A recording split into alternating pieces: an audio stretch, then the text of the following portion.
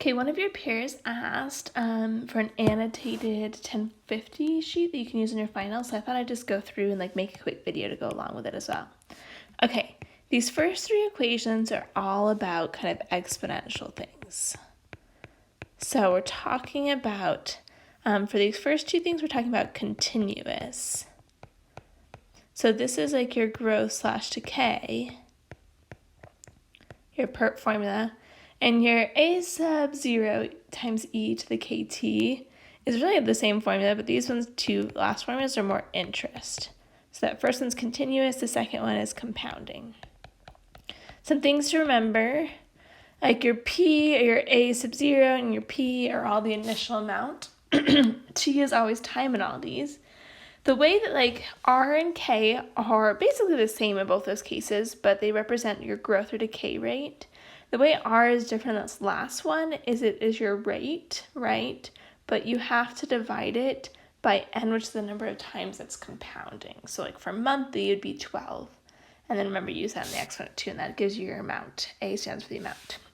Okay, these next two formulas, followed by the three below, these are all about sequences and series. So these first two are your general arithmetic and your geometric sequences formulas. Your a sub 1 is represented your first term, n is the term you're looking for. The d versus the r represents your difference because you're adding and subtracting with arithmetic, and then r is your ratio, what you're multiplying by for geometric. A sub n represents what that term actually results in being. Okay. These ones down here below are your series. So this is an arithmetic sum, right, where n is the number of terms you're adding. You've got your first term, a sub 1, plus your last term, a sub n. Whereas these two are your geometric sums. And the difference between the two is this first one is a partial sum, so meaning maybe you want to add the first 10, and this last one is your infinite. And as a reminder for you, remember the absolute value of r has to be less than 1 for it to actually converge. Okay, these next ones, this is your binomial expansion.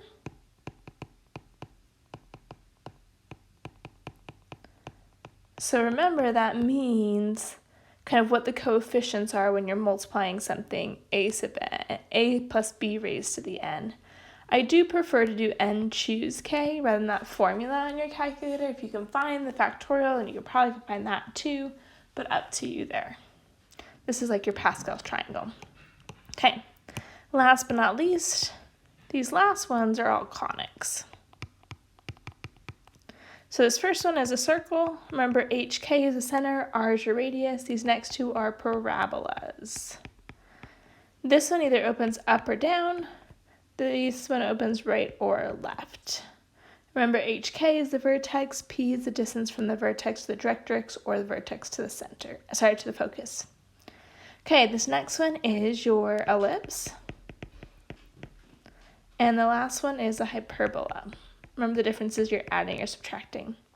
The C in both of these cases represents the distance from center to focus.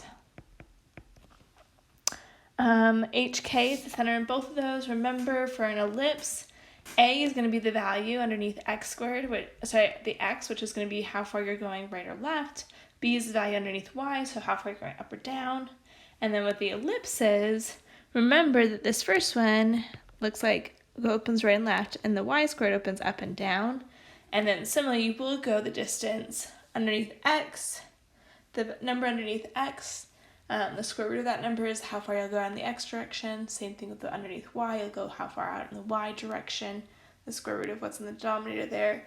But remember that time you'll make a little box and there's asymptotes. Okay, because we do not use this text, I would just not even worry about that. I think that will confuse you more than anything else. Okay, hopefully that helps.